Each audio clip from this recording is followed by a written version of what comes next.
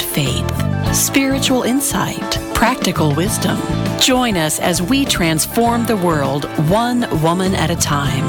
Women of Grace, for such a time as this. Now, here's your host, Johnnette Williams. Well, good morning, everyone, and welcome to Women of Grace Live. I am Johnnette Williams. Absolutely delighted to be with you today. Oh, my goodness, I'm so excited. I certainly am. I love to spend this time with you, having holy conversation as we discuss issues of importance to your life and to your faith.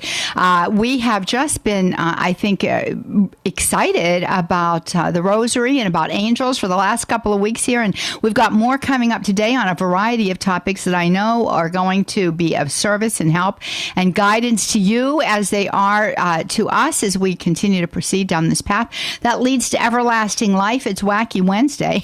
That means Sue Brinkmann is with us, and so you get kind of like an insight into what I'm talking about here and how happy it is that we've spoken about the angels and how happy it is that we've spoken about the rosary, because all of these things are very important to us as we begin to discern what is of God and what is not of God in the culture in which we live. And it was interesting to me this morning. I just love these little God incidences, where he gives us indication that, yeah, you're on the right path. Just keep trucking down this road here. You're going to get to where it is that you need to be in a period of time. But the reading from the Office of Readings today is very pertinent to what we're going to be talking about in some way today.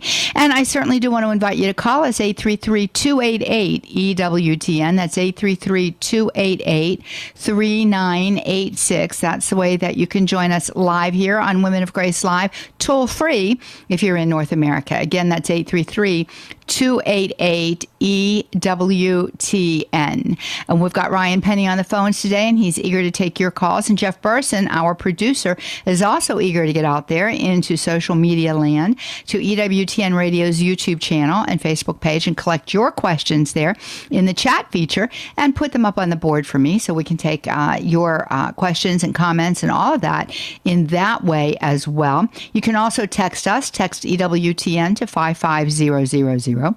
Text EWTN to 55000. Wait for a response. Put in your name, where you're calling from, what your question is, how you're listening to us, and we'll get it right here. Text messaging costs may apply. Don't know, but may. So we've got all that for you coming up. But I wanted to read to you just a little bit from the Office of Readings today, in light of the fact that it's Wacky Wednesday and Sue's going to be with us talking about some issues that we need to be aware of that are out there in the general culture. And this is 1 Timothy chapter 4. It's one of my favorite passages in sacred scripture, especially because St. Paul is warning his disciple Timothy about the things that he's going to see. And St. Paul is writing this to us today. I'm telling you, when you hear this, you're going to think, oh my goodness, I can't believe it. This just could have been written yesterday and put in the mail for me to receive. It says this: the Spirit distinctly says that in later times some will turn away from the faith and will heed deceitful spirits and things taught by demons through plausible errors. Men with seared consciences who forbid marriage and require abstinence from foods which God created to be received with thanksgiving by believers who know the truth. And then he goes on and says, everything God created is good. Nothing is to be rejected when it is received with thanksgiving, for it is made holy by God's word and by prayer. And then he goes on and he talks about things that we have got to be firm on, that we have to remain steadfast and that we have to persevere. And these words to Timothy are words for us today as well. So we know that we're in the latter days. We know that in light of that, we've got false teachers abounding. We know that we've got to be careful in what it is that we take into our bodies, the same as we need to be mindful of what it is that we take into our bodies through food. We know that everything that God creates is good, but who's the creator? God. So we need to look at the source from which something comes. And then at verse 11, he says, such are the things you must urge and teach. Let no one look down on you because of your youth, but be a continuing example of love, faith, and purity to believers. Until I arrive, devote yourself to the reading of scriptures, to preaching and teaching. Do not neglect the gift you received when, as a result of prophecy, the presbyters laid their hands on you. Attend to your duties. Let them absorb you so that everyone may see your progress. Watch yourself and watch your teaching. Persevere at both tasks. By doing so, you will bring to salvation yourself and all who hear you. So it's an admonition, really, a warning to Timothy by way of fraternal instruction that he needs to persevere. He needs to be careful with that which he teaches, and he needs to be careful to that which he himself, what he takes into himself, and that he is to continue to preach and to teach. Every one of us is called by virtue of our baptism to be proclaimers of the truth. To be proclaimers of the truth. We have to watch ourselves lest we fall into nefarious ways that can begin to seduce us and lead us in the direction of the false teachers that are among us at this moment in the history of man. We've got to make certain that our eyes are on the one who is the way, the truth, and the life, and it is him whom we preach. St. Paul is very clear in other places. Who does he preach? Who does he boast of? Jesus, Christ Jesus, and the cross. He boasts only of that, he tells us, right?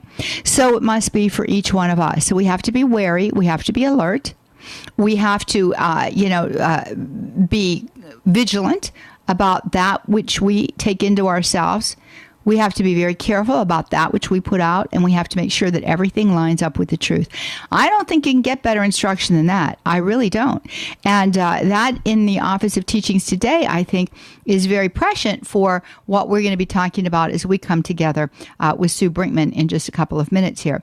Also want to tell you that in light of Sue, last evening, we had the first lesson in the course on the book Queen of Militants that Sue is leading online. I have to tell you, it was wonderful. It was absolutely wonderful. And the book Queen of Militants, which for the benefit of those of you that are out there on social media, you can see me holding this up. This book is absolutely amazing.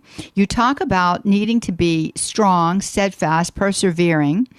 We talk about the need to be certain that we are aligning ourselves with the one who is the way, the truth, and the life.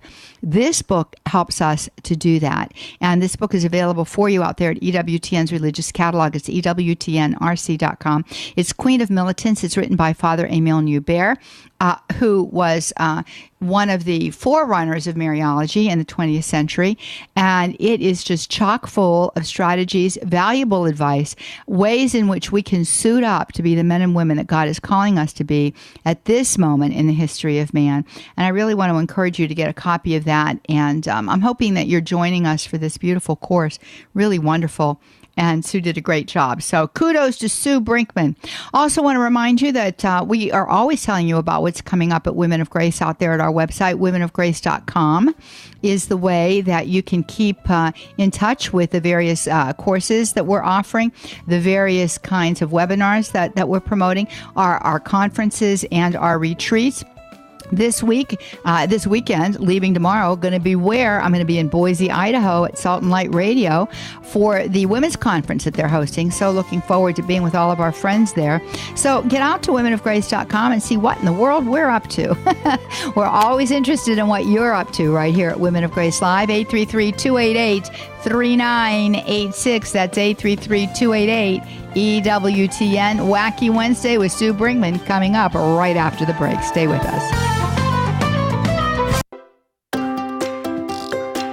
The EWTN home video highlight for October is the EWTN Family Celebration from Denver, Colorado. Johnnette Williams, Father Mitch Pacwa, Dr. David Anders, Father Innocent, Father Augustino, and Father Angelus show us how faith can move mountains. Order your DVD at EWTNRC.com 24 hours a day, 7 days a week, or call 1-800-854-6316.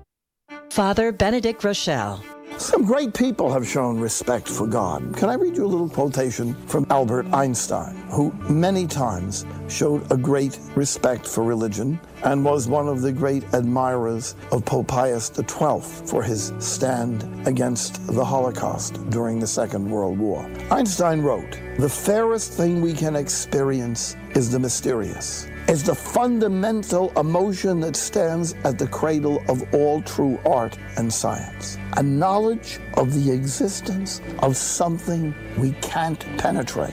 of the manifestations of the profoundest reason and the most radiant beauty, which are only accessible to our minds in the most elementary form. It is this knowledge and this emotion that constitute the truly religious attitude. Oh my, so beautifully said. The people you know and trust are on EWTN. She is one of the most beloved saints of all time, honored as the Saint of the Little Way. Matthew Bunsen and the Doctors of the Church. St. Thérèse of Lisieux entered the Carmelite convent of Lisieux in 1888 and survived only 9 more years. Still, her extraordinary holiness and prayer life prompted her superiors to have her write an autobiography, The Story of a Soul. It became a spiritual classic. For more about the Doctors of the Church, visit doctorsofthechurch.com. Encouraging women in their gift of authentic femininity. Here's more Women of Grace with Johnnette Williams. Welcome back, everyone. You are listening to Women of Grace Live. I am Johnnette Williams. Absolutely delighted to be with you. I certainly am. Delighted, too, because Sue Brinkmann is with us. We're going to be talking about some wacky things happening out there, and Sue always informs us so that we can indeed not be beguiled by the false teachers that are in our midst today, but rather lead a life that is based on the one who is the way, the truth, and the life, our Lord Jesus Christ. Inviting you to give us a call with your questions, comments, insights, inspirations, words of encouragement. We always have a topic that we settle on that we're going to talk about, but we welcome you to give us a call with any questions in this area that might be on your mind. So do that at 833-288-EWTN. That's toll free for you right here in North America. 833-288-3986. Get on out there to social media land. EWTN Radio's YouTube channel and Facebook page is available for you. You can see me if you're out there. And you can leave your questions for us there in the chat feature, and Jeff Burson will get them, and he will put them up on the board so that we can take them. Good morning, Sue Brinkmann. Good morning. How are you today? I'm very well, thank you. And again, I want to congratulate you on the marvelous job that you did last evening. And I know that every subsequent teaching is going to be as deep and as wonderful and as informative as the one was last evening. So thanks for that. Well, thank you. And I really enjoyed every minute of it. And we have a great class again. So this is going to be a great experience for the next month. Yeah, it certainly is. And, so we began by reading the quote from Timothy, that passage from Timothy that is in the Office of Readings today. And I was really thrilled when I saw it because I thought, well, here it is. It's Wednesday and we're going to be talking about these things. And it just goes to show that I think a little signal grace saying that these discussions are very important. It's very, very necessary to know what is of the Lord and what is not of the Lord as we continue to make our way through this pilgrim journey to our eternal reward. And today we're going to take on 2 big ones, aren't we? Oh, yeah. Acupressure and acupuncture. Some new science just coming out about that I think people are going to find very interesting. Mm-hmm. So why don't you just jump in at the deep end here and let's get started. Tell us. Let's start with acupressure. There was a new study that was just released, and it says their bottom line was that 35 to 36% of the people in acupressure groups, people who received that treatment, it reduced their pain. It was lower back pain. And however, when you really sat down and read the study, you found out that, it's not quite that simple. There was a very small cohort. There was only like 67 subjects tested, and they were recruited using flyers and newspaper ads. And this, of course, heightens the chance that the participants were already believers in acupressure or acupuncture, because the two of them are very closely related. Mm-hmm. So they separated the people into 3 groups, but without any kind of blinding, meaning everybody knew what they were doing rather than them hiding it from everybody. That's what you call blinding. Yes. And they didn't do that. That was one of the biggest criticisms that they got. That, and of course, the small cohort, 67 subjects, really isn't enough to extrapolate out to the general population. But it didn't really prove that acupressure works. Mm-hmm. It might have had some little bit of help for people with chronic lower back pain, but it really didn't prove that it was, really the acupressure that did anything. So again, you have to really read these studies. And this is one thing that the New Age alternative market really does well, is they hoodwink people with these studies. They don't tell them.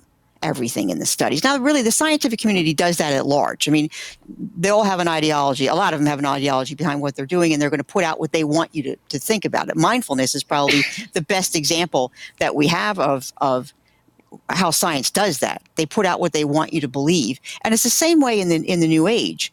They'll put out things, essential oils can prove that, can cure this, and this treatment can cure cancer, and this or that. And when you really look at the studies, you find out that they're not scientific studies. God bless you, whoever's sneezing. Is that you sneezing? It's me. God bless you. God Sorry. Bless you. Thank you. So, so you have to be really careful how you read these studies. And I had to learn this stuff myself, from researching this, because people don't understand what the connection is between alternatives and New Age. And this is why I was so happy with your opening monologue today, reminding people, be careful what you put into your body. Just because somebody's telling you that this is natural and this is going to be better because it's natural doesn't mean it's true. And what proof do they have of it? They don't have any proof. Or some of them say, well, this is ancient. They've been using this, since ancient times. And I like to remind people that people died by the age of 35 in ancient times. So if it was that great, I'm not sure that, that track record really supports that hypothesis there. I think that you need to really look into this a little bit better. Mm-hmm. And the New Age, their belief is that the source of healing is within you. And that's something that you can reach when you get in touch with your inner energy or your cosmic energy. This is what the whole New Age belief in all these natural cures, homeopathy, essential oils, a variety of supplements. This is what the philosophy is behind all that. That you're really the healer, and you're given this natural stuff to help to unleash this inner healing within yourself. So as you, of course, can see, God's not in this at all. You don't need him for anything, or you don't need him for it's despite the fact that God gave us the science, and without the science, we wouldn't know about any of this stuff in the first place. So you have to be really, really careful about this, and especially about how to discern good medicine from quackery. And I really want to point out that the whole conspiracy theory is what I call it. The big pharma is the enemy. Be careful with that. That's mostly a New Age construct. And yeah, there is a lot to be angry about in big pharma. But big pharma has also done a lot of good and eradicated a lot of diseases and is keeping people alive that otherwise would have died a long time ago. So we can't throw the baby out with the bathwater, and especially don't throw the baby out with the bathwater for New Age and alternatives where the problems there are even twice as bad as what you'll ever find in conventional medicine. There's far more people out there who have no authority to be speaking about medical issues at all, and yet who are doing so.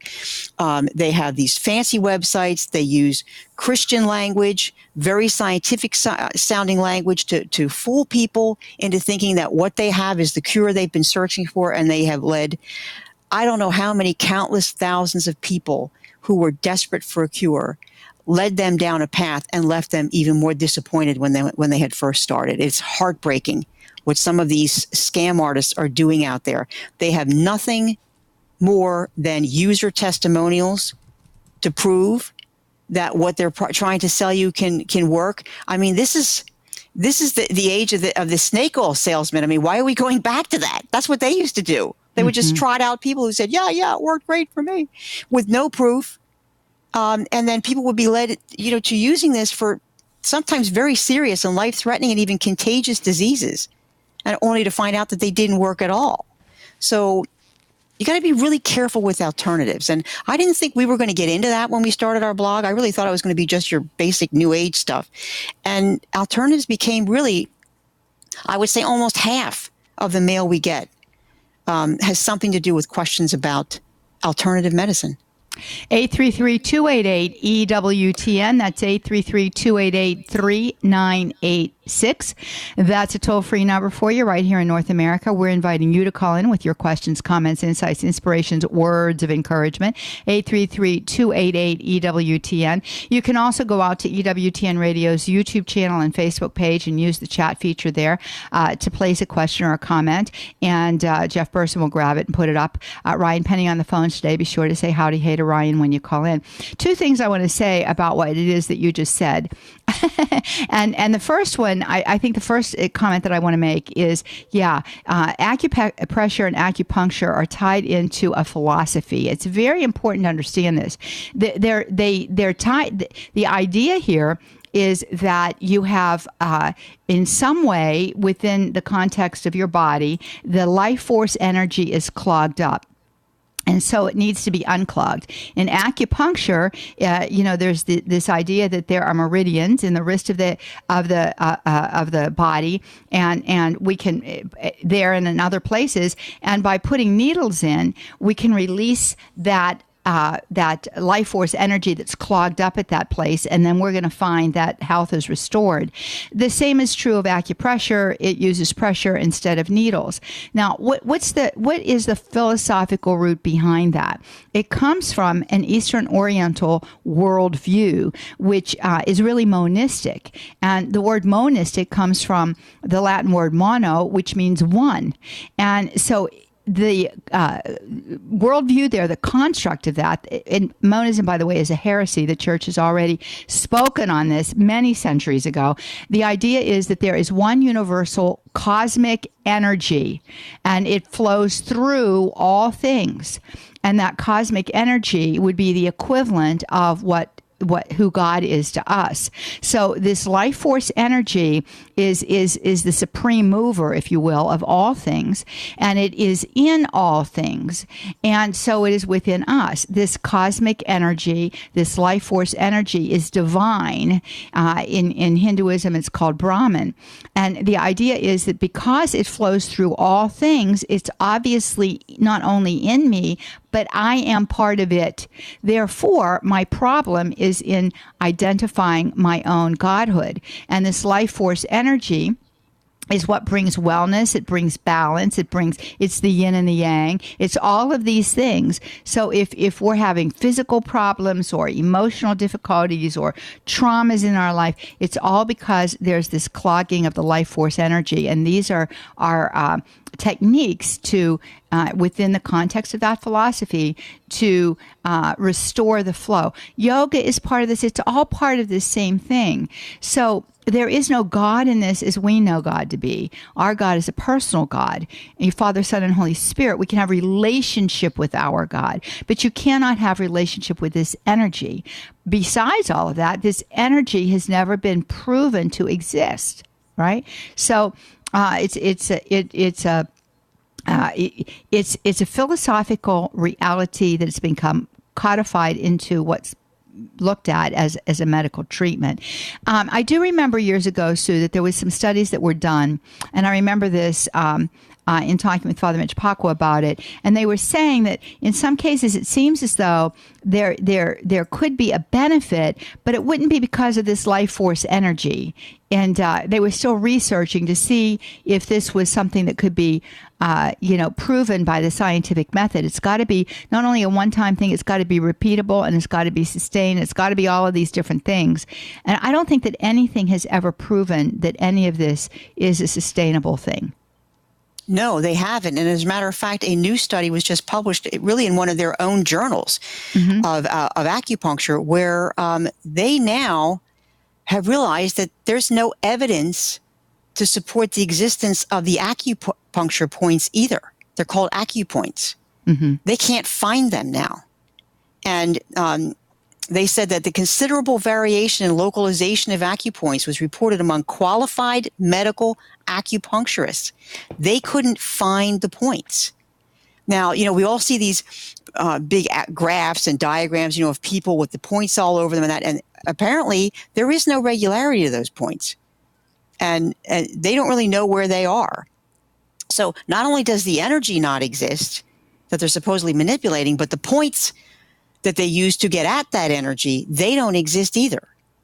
Right. So this is pretty devastating for them. And some experts have said it's almost a fatal flaw for acupuncture. It also explains why acupuncture does not work in the laboratory. They've never been able to reproduce this. There's no real evidence that it does anything. Yeah. Now, people will say, but I went and I was just so relieved by everything that they did, and my back felt better. And well, that's because from a neuroscientific point of view, acupuncture, when you stick the skin and stick yourself with a needle, it causes the release of endorphins, which are part of the body's natural pain control system. Or by stimulating certain nerves in the body, in the spinal cords perhaps, that will release pain-suppressing neurotransmitters, or even just that natural blood flow that occurs in a puncture area that helps to remove toxic substances. That's what's working on a person. Mm-hmm. Has nothing to do with the Oriental medicine that's behind it. Has nothing at all to do with that. And people have to realize that there's, as you were saying, Johnnette, there's a philosophy behind that. Mm-hmm. And, in Oriental medicine, there's no separation between mind, body, and spirit. They're all seen as components of the life force. And this is why acupuncturists believe that the spirit is the motive force of organism and must be reached first in order to initiate any healing process.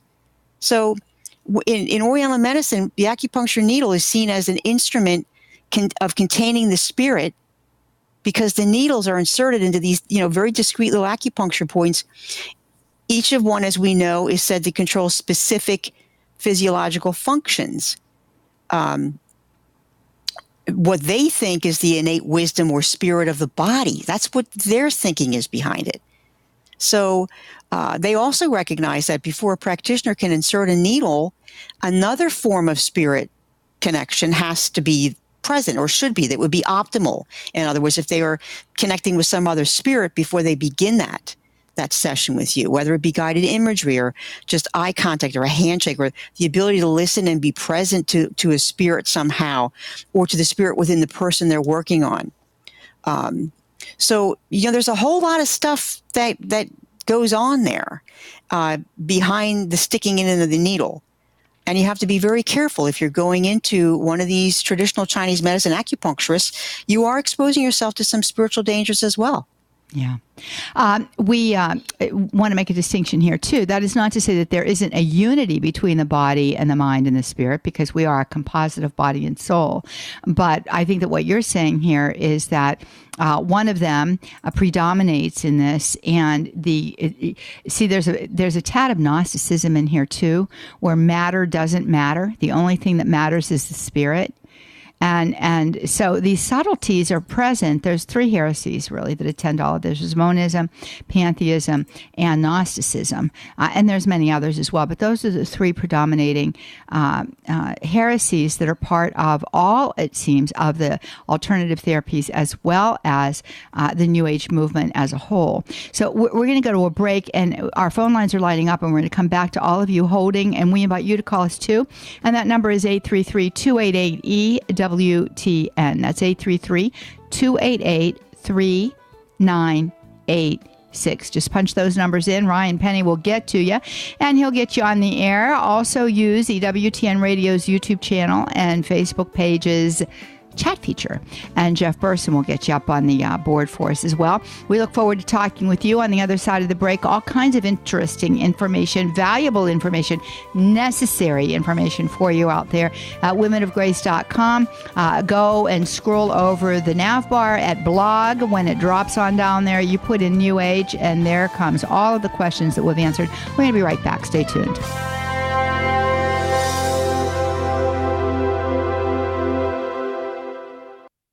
Carry EWTN with you everywhere when you download the EWTN app. You can enjoy EWTN TV and radio live streams, prayers and devotionals, and the latest Catholic news. Visit EWTNapps.com today.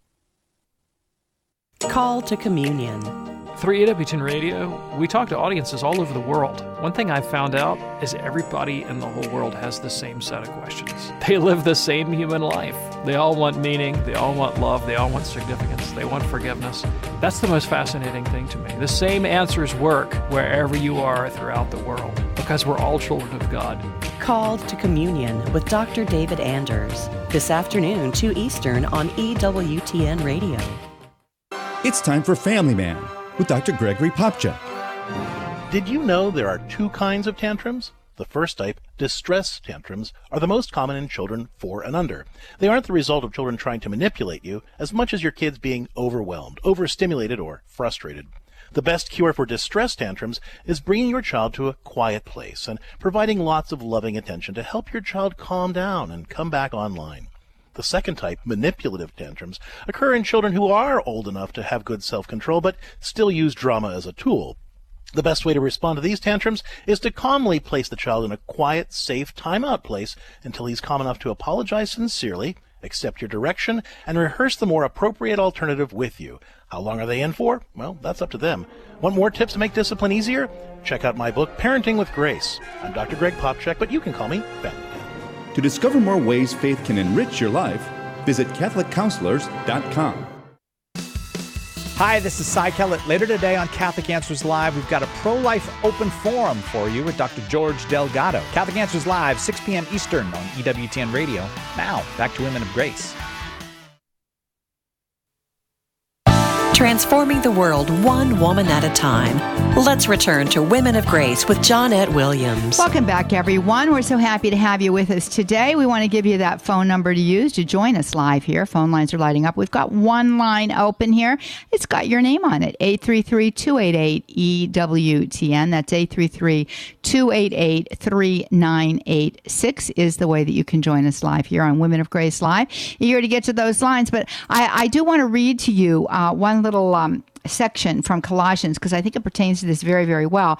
This whole idea of acupuncture and acupressure is to control this life force energy, to control the elements of the universe. And this is what St. Paul writes about in Colossians in chapter 2 at verse 4. He says, I tell you all this so that no one may delude you with specious arguments. A specious argument is one that sounds really good, but actually is non-plausible. I tell you all this so that no one may delude you with specious arguments. And then he goes on and he says at verse 8, see to it that no one deceives you through any empty, seductive philosophy that follows mere human traditions, a philosophy based on cosmic powers rather than on Christ. And, Sue, one of the differences, I think, between these alternative medicines versus, regular medicine, if I can use that term, is this. We discover only what God has built into the universe. And God permits us to discover it at certain points in time. And right now, technology is helping us to discover more and more. But when we're making discovery and it's not evident, it's not there, it doesn't exist, then we've got to look at that and say, what is that all about? And so there is a distinction, I think, between this kind of approach to healing versus, is it the allopathic, is that the right word, means of healing. So that's something that we've got to be aware of here. Let's get to Kelly. She's out there in Columbus, Ohio, St. Gabriel Radio. Oh, goody gumdrops. And she is a first-time caller. So we ring our first-time caller bell. Good morning, Kelly. Good morning. How are you, ladies? Very well. And how about yourself? I'm fantastic. Good. I wanted to touch on something you guys had said about the mindfulness and kind of how God's not really in it. I have actually developed my own form of mindfulness where I will turn to a portion of the Bible. And, for example, mine a couple days ago was Mary Magdalene as she found Jesus outside of the tomb. And what I do is I read that passage and I put myself in her shoes. And I kind of look at it as though I were Mary Magdalene, how would I have reacted, and what joy it would have brought me to see Jesus in that state of resurrection. And just, that's like my own form of meditation where I add God into the mix. And I wanted to share that with you ladies. Well, Kelly, I got to tell you what, I have a big smile on my face because that is not mindfulness. That is meditative prayer. That's the Christian tradition that you're practicing there. And St. Ignatius wrote about doing that exact thing. That is not mindfulness. Sue Brinkmann, tell us the difference. Okay. Yeah, that's not mindfulness. There's a concept of mindfulness, Kelly, and then there's the practice of mindfulness. The concept of mindfulness is it's basically the mechanism that governs your free will. And this is Dr. Gregory Popcak who explained this to me. He said it's the amount of space that exists between my emotional reaction and my behavioral response. So if you just react to everything, no pauses in between, you're not being mindful. You're being reactive. So in other words, like somebody says something to you and you just like lurch at them and just, You're not intentionally acting. You're not intentionally acting. And if you do stop and count to 10, say, before you speak, that's being mindful. So that's the concept of mindfulness. Now, the practice of mindfulness that's so prevalent out there, that is based on the MBSR, the mindfulness-based stress reduction method, which was taught by Jon Kabat-Zinn, and it's the Buddhist-based approach to teaching the concept of mindfulness. So, and that goal may be perfectly healthy and appropriate, teaching a person to respond rather than to react. But MBSR draws from an Eastern spirituality that focuses on the destruction of the self and desire and pain, the denial of objective truth. So obviously, that's going to be very problematic from a Christian point of view. And how you know that is, how do you tell the difference between them? Well, in the Buddhist approach, they will have... they will use things like breathing space meditation, far different than the meditation that you're describing. This is where you just focus on your breath and the feeling of the air going in and out of your nostrils and all that. And these kind of meditative practices are designed to induce an altered state because Buddhists believe that an altered state will help them to achieve enlightenment. So that's why they do that. And that's why they use those forms of meditation, where it's basically mind blanking or it's hyper focused on something. So what you're doing, though, is absolutely the correct way to meditate. That's a beautiful way to meditate. And I would continue doing that. It's not mindfulness in the way as we would be referring to the popular mindfulness that's out there right now, which is based on the MBSR, which is a Buddhist-based program. And it's fine for Buddhists. It's wonderful for Buddhists, but we're not Buddhist. We're Catholic. And there can be some problems in that when you begin to mix the two together. And there's almost this business of the breathing exercises, et cetera. There's almost the altered state. I think probably one of the first altered states that you move into is almost a self-hypnosis, and that begins to put your free will in a box because you become very passive and you're no longer necessarily in a true altered state. You're not really in control of yourself. The state is controlling you. Think of somebody that goes into an altered state of consciousness by using a psychedelic drug, for example. What is predominant there? The effect is predominant as opposed to the person controlling the effect. So it's spiritually dangerous on several levels, but not what you're doing, Kelly. What you're doing is beautiful. Okay, thank you, ladies. You all have a wonderful day. Thanks, you too. I mean, that's the ancient tradition of the church, that Kelly stumbled upon in her own pondering in her meditation. So that's a beautiful thing. All right, we are going to go on to Mary. She is in Long Branch, New Jersey this morning. She is with us via Alexa. Every time I say that, my Alexa comes on. That's sitting right here. And she, too, is a first-time caller. And there's our first-time caller, Belle. Good morning, Mary. Good morning, Johnnette. So wonderful to speak to you. You're both of you. I just admire both of you so much. Thank you. So, can you hear me? Okay, we can. Mm-hmm. So I have two daughters. My oldest daughter is born again and loves the Lord. She's a cradle Catholic, but she's since born again. As she calls herself, and she loves the Lord. She doesn't believe in medicine, though. She doesn't believe in vaccines. She does use the essential oils, and she does some yoga, no matter what I try to advise her.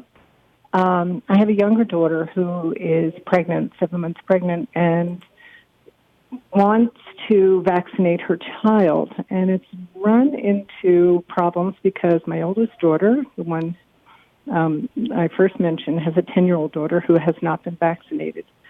And my younger daughter, who's pregnant, was advised by her doctor to not allow the 10-year-old near the other daughter until she's vaccinated the baby completely for a year.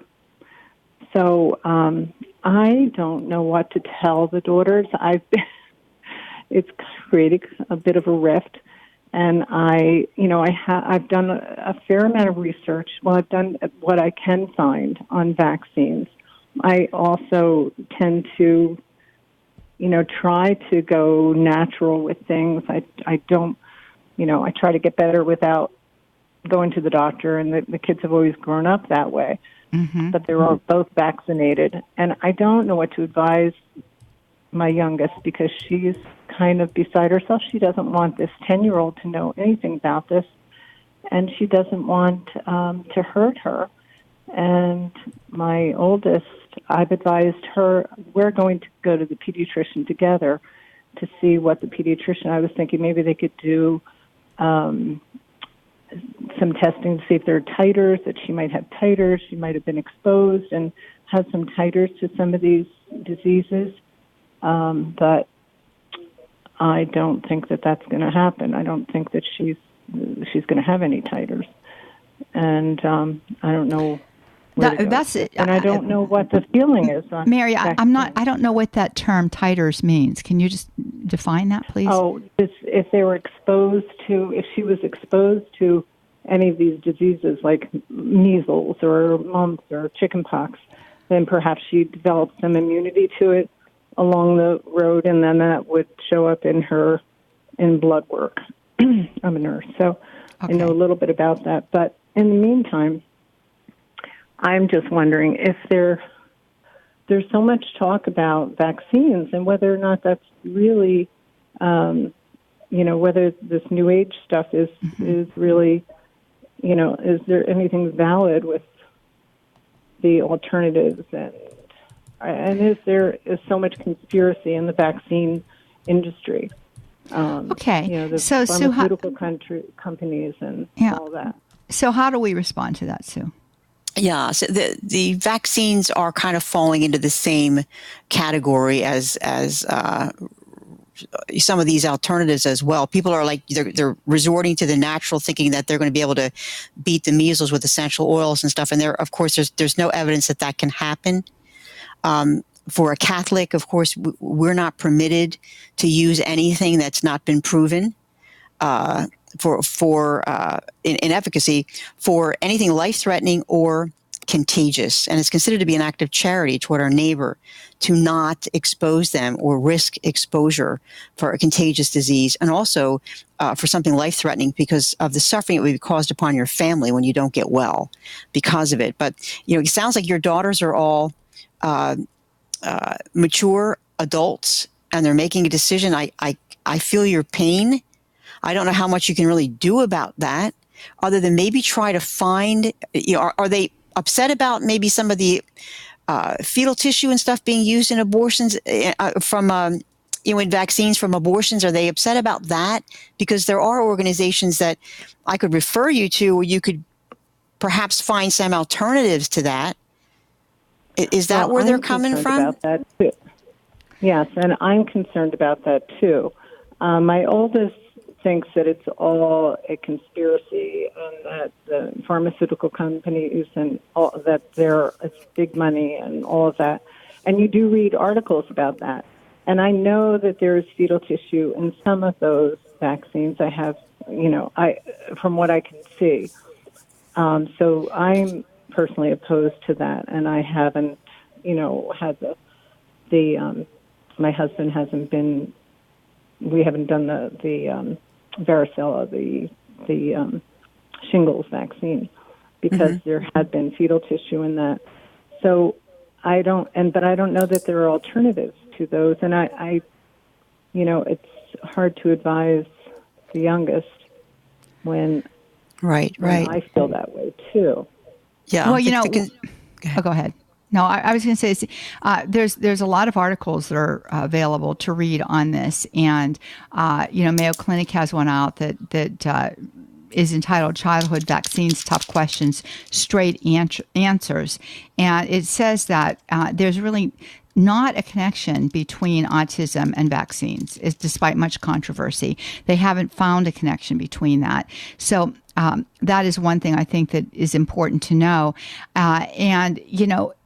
If I'm not mistaken, the way I understand this and why it's causing this discussion within your family, Mary, is because one daughter believes in vaccines, one does not, and the one that has the newborn is concerned because the older child hasn't been inoculated and wants to try to protect the baby. Am I correct, or did I get that wrong? Right. No, that's right. No, that's correct. Okay. Yeah. So here's the thing. I think just on the face of it, there are a lot of people that are going around today, and children that have not been vaccinated. And your daughter with the newborn is not going to know who all those people are. So inevitably, her baby is going to be exposed at some point in time during this first year of inoculations to somebody who may not have been vaccinated. She's a mom. She's concerned for her baby. I think that there might be, or at least I would consider, that potentially there's a bit of an overreaction here to protect the child. We can't wrap the baby in cellophane, and the baby is eventually going to be moving through various locations with mom and dad. And there's no way to completely protect that baby from someone who hasn't been inoculated. But there's also no reason to believe that the 10-year-old is contagious in any way if there's no signs or no symptoms. So, I just the only thing I can say is this is something your daughters have to solve. But I would really just pray for light and wisdom and guidance on how it is that you are to interact in the midst of all of this. Okay. And I was also wondering if you had any articles. So the Mayo Clinic study, that was an actual study. Yeah, I just put in, what I did in the search engine, Mary, is I just put in vaccine controversy, and a lot of articles came up. So I do trust major research institutions. We have to place our trust in something. And in Sirach 38, it says, "Hold the physician in honor, for he is essential to you. And God it was who established his profession. From God the doctor has his wisdom, and the king provides for his sustenance." And it goes on in verse 4, "God makes the earth yield healing herbs, which the prudent man should not neglect." So the idea is that, oftentimes prudence, good sense, we can't run around thinking that everybody is against us that's involved in research institutes and or pharmaceuticals. Yeah, greed and things like that, avarice, do enter in. There's no question about that. But we don't want to throw everything out. So at any rate, that's basically what I would suggest to you, Mary, and I thank you very much for your call today. We're going to move forward here. We've got Esther with us. Fort Worth, Texas is where she is. Guadalupe Radio is how she's listening. Good morning. How are you, dear? Good morning, Johnnette. I am doing well. Many blessings to you. And to you. Thank you. I wanted to know if you know anything about this bioidentical hormone pellet therapy that they talk about. This is a huge thing that premenopausal women and menopausal women that are doing, and not just that, but they say it's all natural and it's wonderful, where you just make a little incision in your back and you put this pellet in there and you're supposed to feel wonderful. Do you know anything about that? And is it natural? What happens if it's long-term? And what is out there that is natural for you? Okay, bioidentical hormone replacement therapy. The FDA just last year did approve that for use in menopausal women. Now, as far as the pellet therapy is concerned, I don't know what that's about. I would have to look more deeply into that. I mean, the first question that came to my mind when I listened to you was, who makes the incision that they insert the pellet in? I mean, that seems a little bit drastic to me. Well, the doctor does. The doctor does that. Okay. So, and we have to find out, okay, what kind of doctors are they? Are they doctors or are they naturopaths who are doing these different things, or are these medical doctors? I would have to look into all of that sort of thing about the hormone pellets. I'm looking just as I'm looking at it here, and most of the links for bioidentical hormone pellets are New Age type and natural organizations that are biomedical teams and that sort of thing that are talking about these. I'm not seeing anything. Okay, here's something from Blue Cross. I think that the pellet is simply a delivery system. In other words, the pellet contains the hormones, and I don't know that I hadn't heard. I don't. Interestingly enough, I just spoke with a woman over the weekend who was talking about this, and the way that she described it. I mean, they're injected. The pellet is injected, and they use pellets for all kinds of things. For example, if you have cancer, they'll often put the chemotherapy into a pellet that's injected directly into the site of where the cancer is. It's a direct delivery system. So I don't think that the fact that the pellet is, I think that's all it is, really. And I'm sure it's sort of like a gel-like substance that the body absorbs. As far as bioidentical hormones, those are specifically they are bio, so meaning they're substance. They're not. It's much safer than to have synthetic hormone replacement therapy. So there's that. Yeah, and I have found something here. Go ahead. Is that what the bioidentical means? Is that yes. It is natural? Go ahead, Sue. Bio doesn't necessarily mean that it's.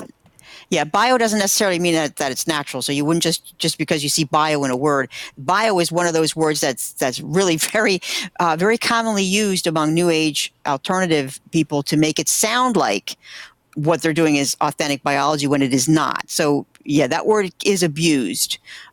So quantum is another one. You hear quantum this and quantum that. That's another one that they like to use out there. So be careful with that, with the verbiage and to read into that. That wouldn't be it. Hormone pellet implantation is considered to be investigational for therapy purposes at this time. It's being looked into, but it's still considered to be investigational. So has not been approved for safety. And that's what we want to really look for. Is something safe. We don't want to go back to the age of the snake oil salesman where it was just a bunch of people who he gathered together to say, hey, yeah, this works. We don't want to go back to that. And a lot of the pro-natural medicine users are going to say, but they're part of the conspiracy too. Well, how far are we going to draw that? And when are we getting to the point where, like we read in Sirach, that we're now negating the fact that God gave us science, and we're supposed to use this gift. And yeah, there's going to be abuses of it, but there's just as many abuses of it in the natural markets, if not more, in the natural markets, because you have a lot of people out there who don't have medical degrees who are doing this kind of work and treating people with serious diseases. So it's something you have to be very, very careful about. And going way overboard on this, if it's natural, it's great, can be extremely dangerous to some people. And we see it here because of the mail that we receive for our New Age blog. These are heartbreaking stories of people who said, yeah, I went there because they said it would cure my cancer. We've tried everything. Medicine can't help me. And guess what? It didn't cure them. Yeah, we're down to the last second here. I just want to say that the bioidentical, they try to match exactly where your deficiency in the hormone is, what level it needs to be adjusted to. The other hormone replacement therapy is just like, a one-size-fits-all. And I think that's what the difference is. This is made to be compatible with your body, where your deficiencies are with regard to hormone. Very much used for menopausal women. It's been a great show, Sue. Thank you so very, very much. I appreciate you. I appreciate all that you do for Women of Grace. Get out to our website, womenofgrace.com. Go to that New Age blog. See what's there for you. God bless y'all. Bye-bye. Hi, I'm Debbie Georgiani. And I'm Jerry Usher.